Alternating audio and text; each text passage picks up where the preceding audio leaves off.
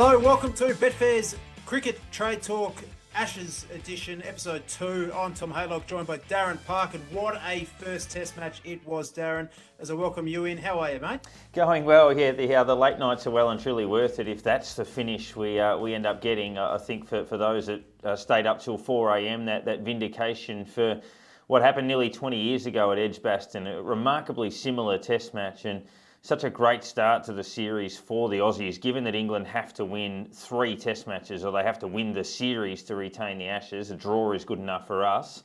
The first blood is massive. Plenty of market moves, we'll get to that in a minute, but I'm starting with a bit of backing and laying, a bit of lay bin early.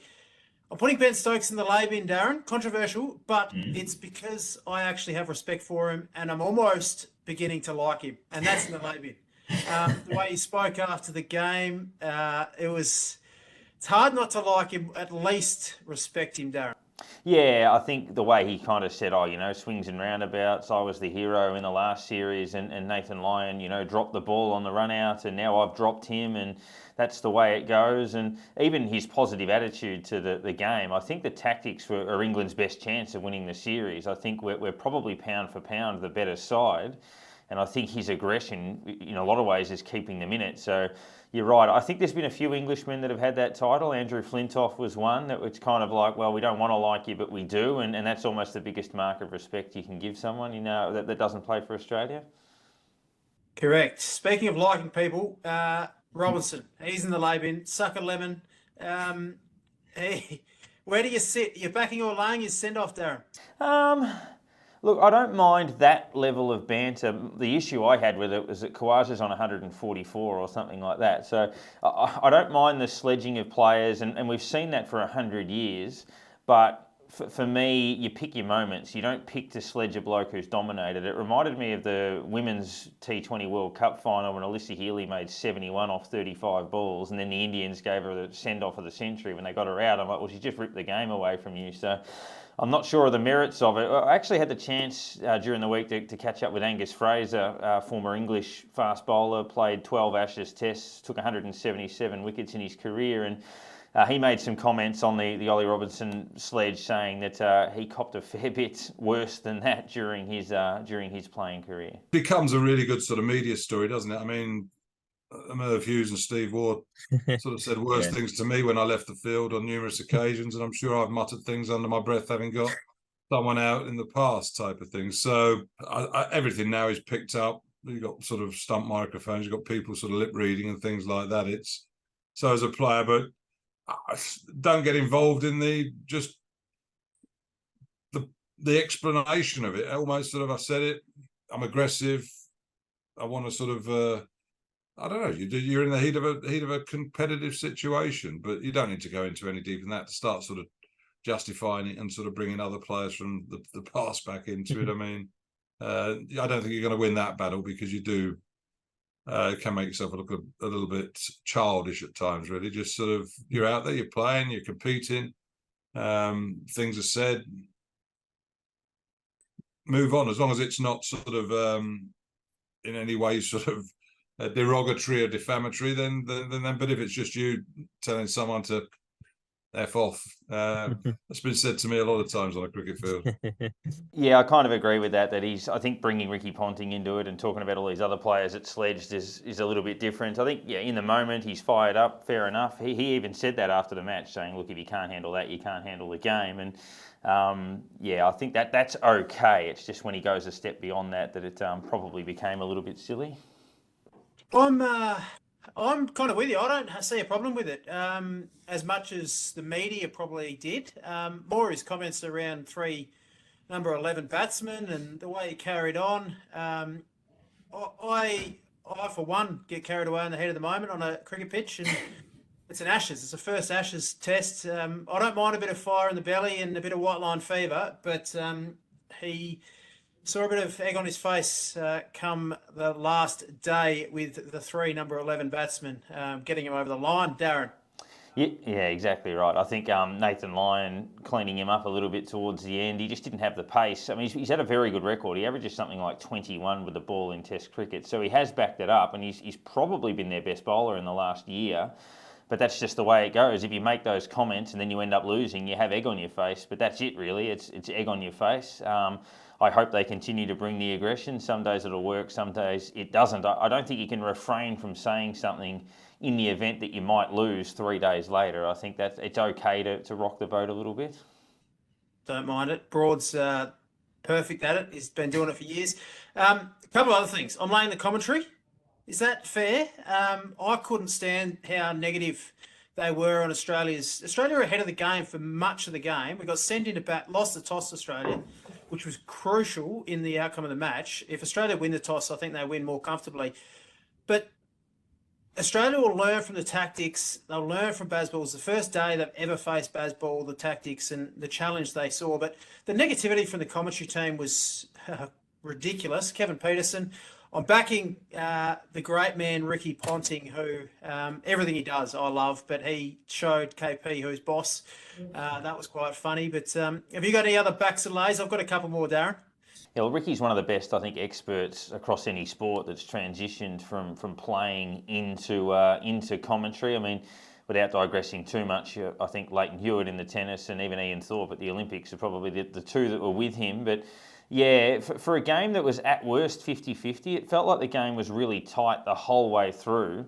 It felt like England had scored 1,000 and we were 4 for 80, the way the commentators were talking the whole way through. The game was on a knife's edge, and in an AFL sense, it felt like we were 8 goals down. So, yeah, I think they misread the course of the game quite dramatically for mine. On that pitch, and I'm laying the pitch first and foremost, it was very docile, very average pitch. But on that pitch, I thought Australia did well to actually, well, first of all, bowl England out twice, but to get, not they didn't bowl them out in the first innings, that declaration, but to get to England to a point in time where they had to declare before day one, that pitch, you could have made 1,000 runs, as you said, on that pitch if they applied themselves. I'm backing Mitch Marsh. That was the best thing I've ever seen, him marking his run-up prior to the toss of the coin. Had everyone in stitches and everyone confused as to whether he was playing. What a stitch up. He's a great man, Mitch Marsh. That was fantastic. And I'm laying the preparation by Moeen Ali. Now, how long have they had to prepare for this Ashes test and plan? Suddenly Leach gets injured and they've got Moeen Ali who can't bowl 5 overs without getting a blister. Tell me that's not bad, or tell me that isn't good preparation, Darren. That's awful planning, you would have thought, by England. Yeah, he hasn't played long-form cricket for 18 months or something like that. So you're bowling 3 or 4 overs, you're in the field for an hour, and that's really all of the exposure he's had. Now, obviously, yeah, the blisters, you're ripping the skin off the fingers, and it's causing all sorts of problems for them. Yeah, the Mitch Marsh one was interesting. You were thinking, surely they're not going to drop Travis Head again or something like that, or they're not going to drop Dave Warner, given they brought him over there this early in the series. But yeah, it was fascinating, unless they were genuinely considering it. But I do doubt it. The pitch conversation is an interesting one.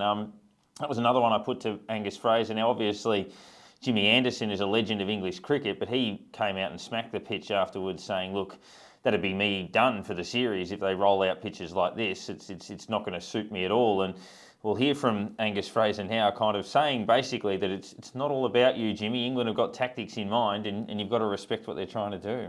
But Jimmy's moaning about the pitches. I mean, England asked for sort of true, flat, all right, pitches with a bit of pace and bounce. And all of a sudden, he's trying to get wickets, and he now wants something that's sort of got a bit more grass on it type of thing. Jimmy, it's not all about you. It's about England. And they identified that to be the way that they thought they could beat Australia, or put Australia under pressure. And I think England's batters will have and will continue to put Australia's bowlers under pressure at times. And I don't think Scott Boland would enjoy sort of being treated like that on occasions. But that was on an excellent batting surface. And I think at Lord's this week, you're probably going to have a surface that's, even though the ground staff here are not going to sort of just give way to England and say, right, yeah, flick your fingers and you're suddenly going to get a green seamer. But I think Lord's historically has always had a bit more in it for the seamers. So I think England playing that aggressive style of cricket will be a little bit harder here against Australia's bowlers. And again, you look at the attacks, the relative attacks, and you think, oh, surprise, surprise, the younger, fitter, stronger, faster bowlers get more out of a flat pitch than slightly older, slower bowlers that are requiring sort of the one of their real assets is the sort of fingertip control the skill that they have in the form of James Anderson. So to sort of start to look to, or be talking about sort of changing the most important thing of each match, which is the pitch, one game into it suggests our England sort of having a bit of second thoughts over what the best way forward is here. It was an interesting comment, Tom, around that. Generally, we've always thought that going to England, you get those green seaming pitches, and we have struggled against the moving ball. And when we heard that they were designing pitches like that, you thought, okay, well, they're very Australian wickets. They're very bouncy and quick. That'll probably help us. And in a lot of respects, it did, yeah. It's fascinating because we haven't won a test there, the series there for 20 years. And that's because of the green seamers. They've got two very skillful bowlers that are getting on in age. I don't know. Broad came out in the middle of the test match and complained about the pitch as well, Daz. So I can't see them lasting 5 tests if they keep producing that. And Broad's the key. He's the linchpin of that attack. He's got to play the majority of tests. If you keep wheeling out those wickets, he's not going to play much. And I love 𝗂𝗧𝗏's tactics. And I've heard after this that they wanted to take the game as deep as possible. And again, the commentary team were critical of 𝗂𝗧𝗏, and even I was sitting at home slightly critical of 𝗂𝗧𝗏 not turning the switch on and being a bit more aggressive. But then you hear him post-match talk about the tactics, Daz, and they wanted to keep the fielders out there. They wanted to keep the bowlers bowling significant time in the field and keep the pitch and the match deep as possible and tire the English bowlers out. And I think they've done that. So Australia head into the second test 1-0 up. And I think without Smith, without Labuschagne scoring runs, there's still a lot of upside for Australia. Yeah, I think that's the key. I was looking for a stat that Rick Finlay tweeted in regards to boundaries struck. So, looking at the Edgbaston test. So Australia scored 2 more runs than England overall in the test match. That's how close it was, but faced nearly 400 more balls. Both teams lost 18 wickets. Obviously, England declared 8 down, and then Australia were 8 down in the second innings.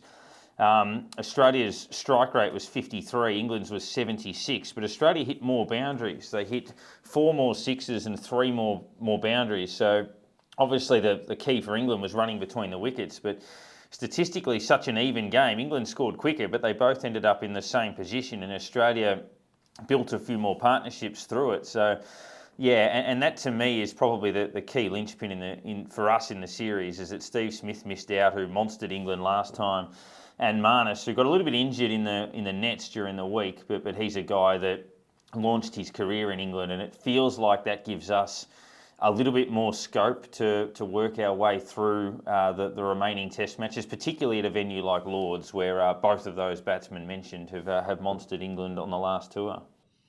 Yes, all great points. I think Australia are on top. Obviously, they're on top of the scoreboard, but I think mentally, I think they've got the edge now. I think they've got more upside. England probably didn't capitalise with the bat. They all got starts. Root, who I've actually backed for series run scorer for England. He was a no-brainer. Is the anchor of the English attack, and he batted superbly again. But they just needed to form more partnerships. And when you just thought the game was going to get away from Australia, Australia took a wicket. We can comment on Bairstow, probably dropped chances at a vital time. But my pivotal moment in the match, and obviously it led to the victory, but England not taking the second new ball.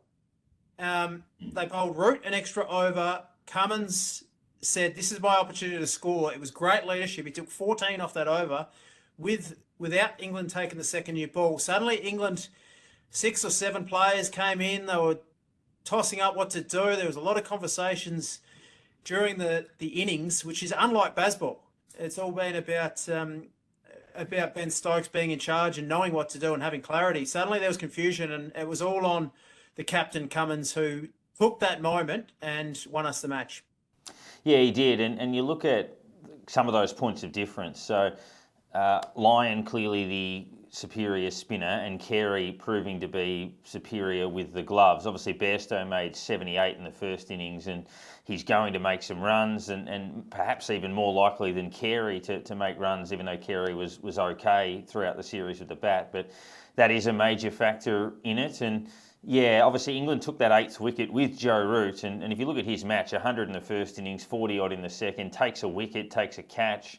Their best player, they can't get much more than what they got out of him, really. That's a top-level performance. And then you look at sort of where they go from here, and probably sounds un-Australian to say it, but I think they probably deserve a bit of credit because I think we're actually a superior side on paper.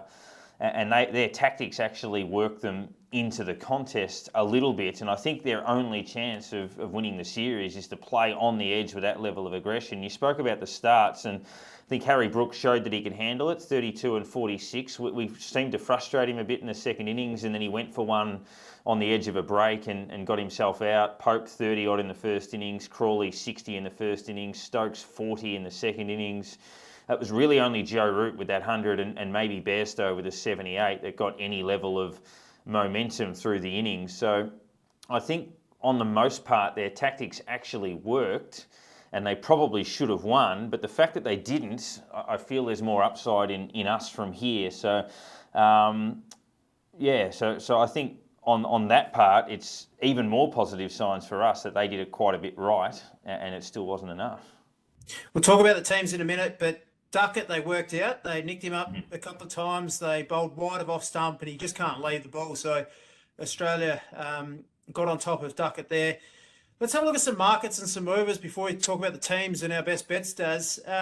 𝗲𝗎𝗄𝗎, he dominated, obviously a brilliant 100 and a fantastic knock in the second innings. He was the anchor. He's firmed into $1.99, Betfair.com.au for top Australian series run scorer.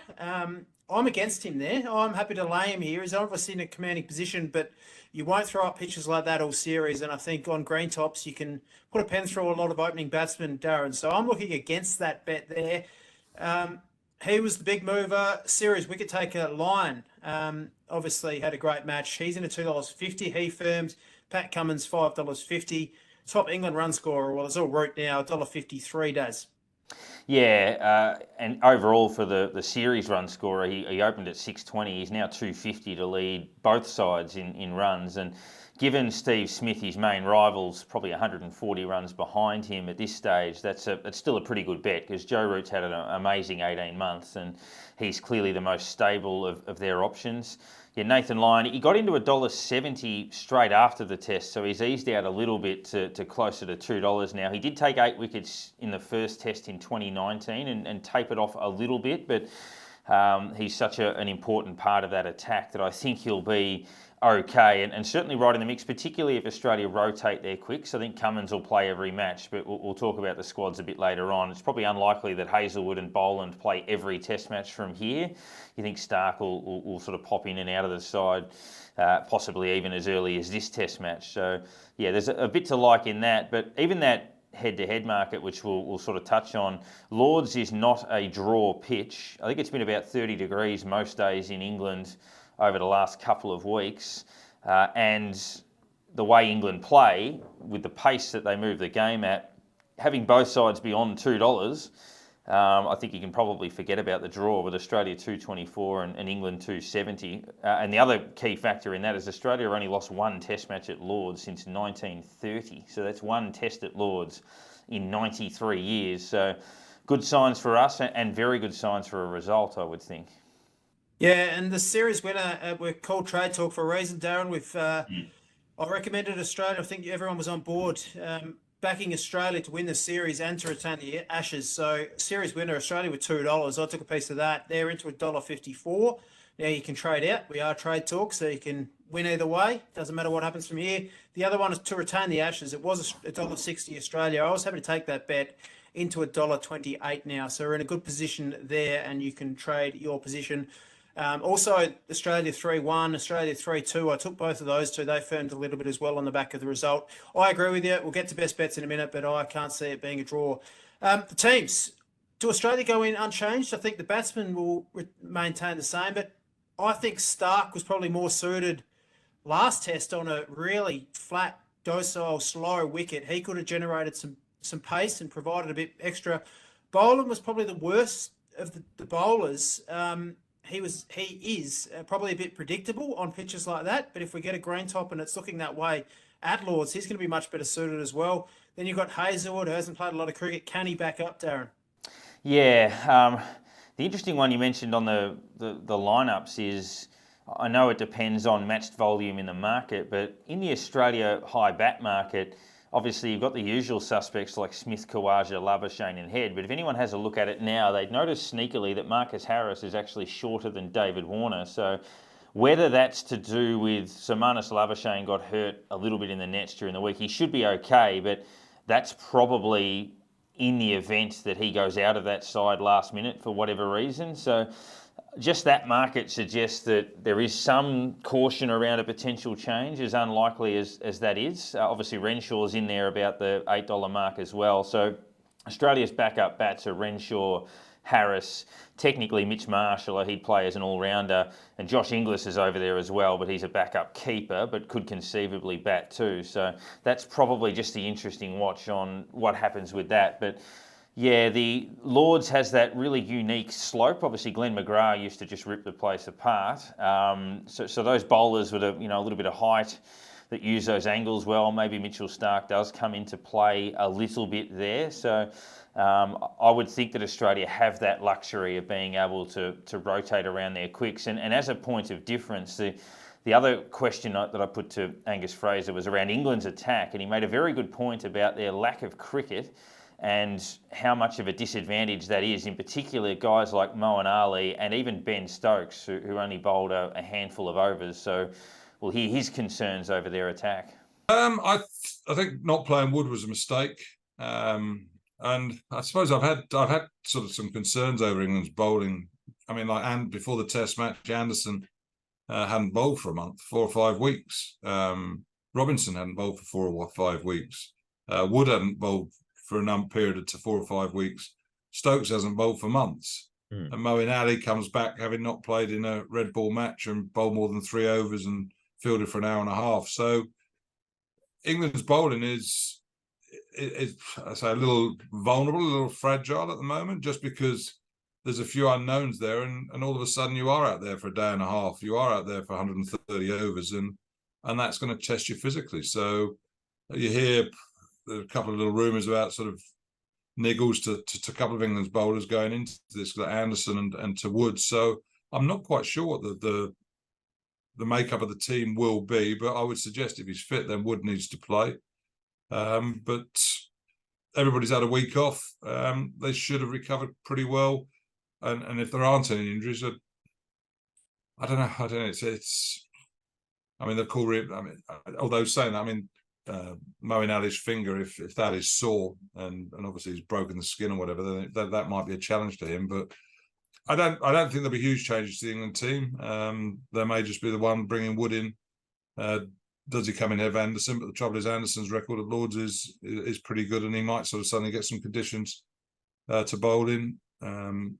Robinson is the best of the bowlers, really, I would suggest now, even though Broad was probably the pick of the bowlers in the last match. So it'll be interesting. And it's interesting, again, I mean, Stokes is supposed to be fit, but he only bowled 14 overs in the game, didn't he? Which isn't a huge workload when you consider that England probably had, over 200 overs in the field, didn't they? So, yeah, I think Wood would probably be likely to play, but who do they pick him for? I thought it was damning that when England did take the new ball, Tom, on the last day, that it was Robinson and Broad, not Anderson, who bowled with it. So that would suggest that Anderson is now number 3. Yeah, potentially, or he just wasn't right, and maybe the week off will fix him. As Angus said, great record at Lords. It's going to be with Australia as well. I reckon they'll decide the makeup of the team once they look at the pitch. That's why I agree with him in regards. That's why it was so strange they didn't play Wood in the first test. Adds an element of pace, a bit of difference, and same with Starc. That pitch last week was perfect for those, just adding a bit of pace on the ball and getting a bit of bounce and getting something out of a wicket. So we go on to potentially a greener Lords, and perfect for Boland, but he probably was more predictable, not as well suited last test, and probably wasn't the pick of the Australian bowlers. So it's going to be fascinating what happens there, Daz. But either way, this plays back to my point also, Darren, about Moeen Ali. If England were planning, and this is why I put him in the lay bin, if England were planning on him being the second spinner, then why has he not bowled more overs? Why can't he get through 20 overs without getting a blister? Yeah, it felt like, oh, Jack Leach is our spinner. Oh, crap, he's injured. What do we do now? They hadn't really put that contingency in place. And if you were How do you not do that? Exactly, and if you were a spinner in domestic cricket in England, bowling every week in the county competition, you'd be feeling a little bit shortchanged that a guy who's semi-retired is coming into the lineup, and yeah, they're really missing. Not that Leach is elite, but he's a very good player. They're missing him, and they're certainly missing Jofra Archer for his point of difference with pace and bounce at the moment. And I think, as Angus said earlier, Australia with a younger, fresher, fitter bowling attack.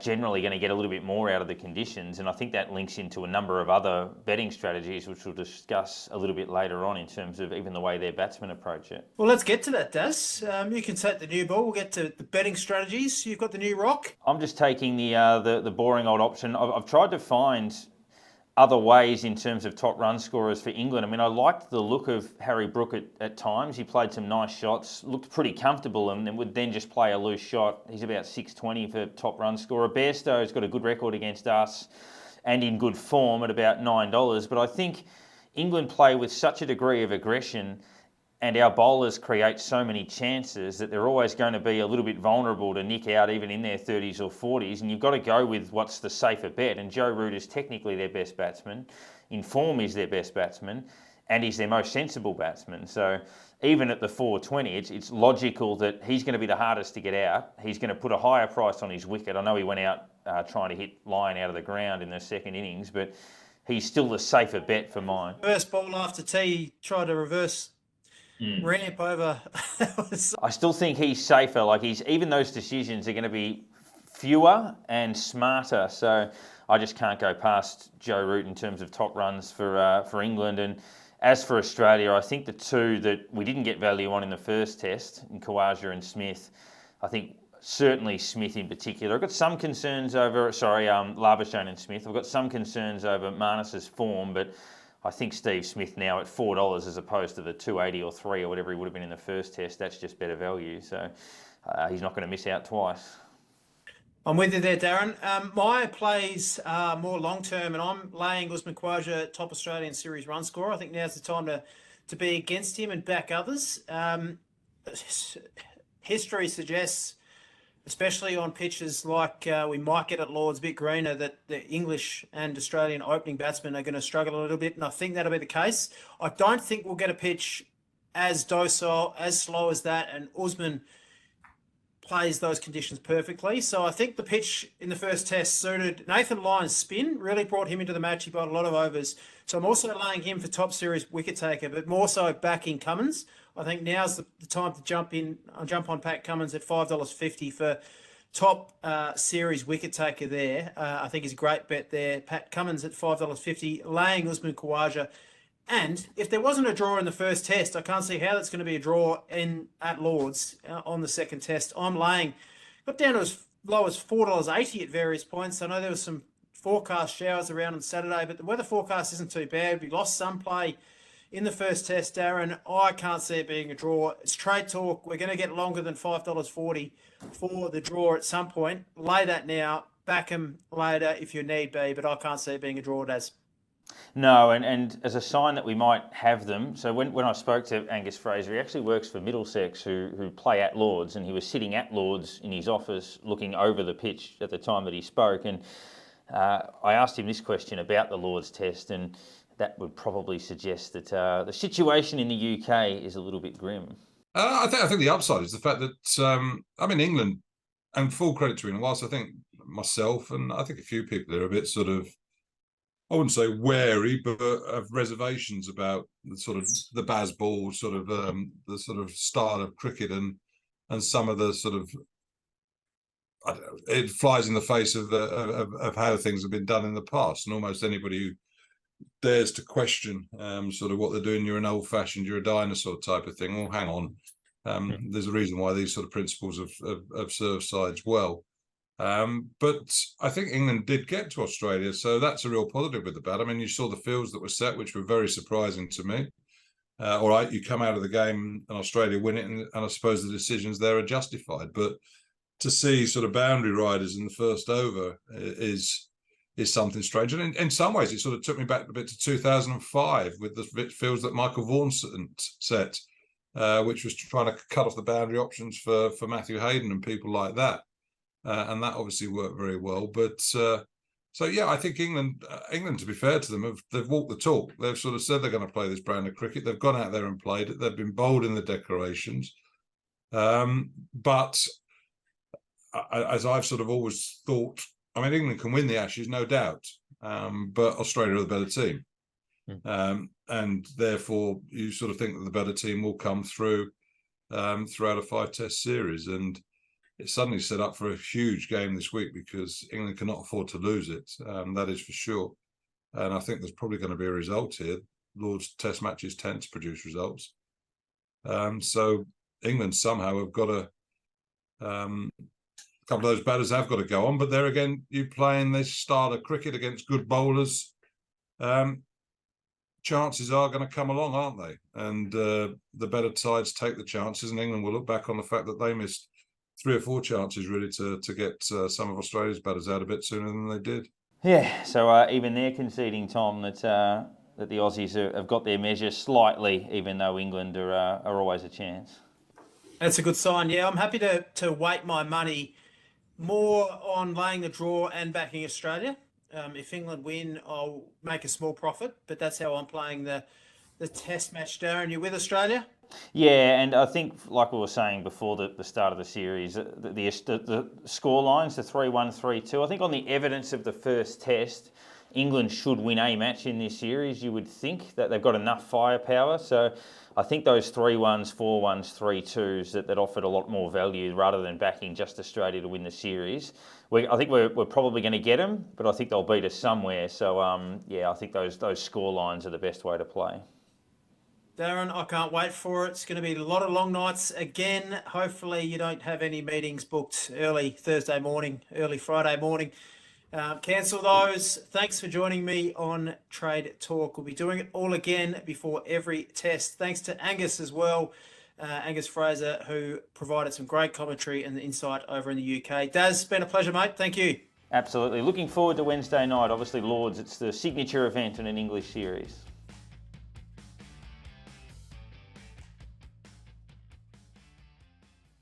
What's gambling really costing you? For free and confidential support, call the number on the screen or visit the website.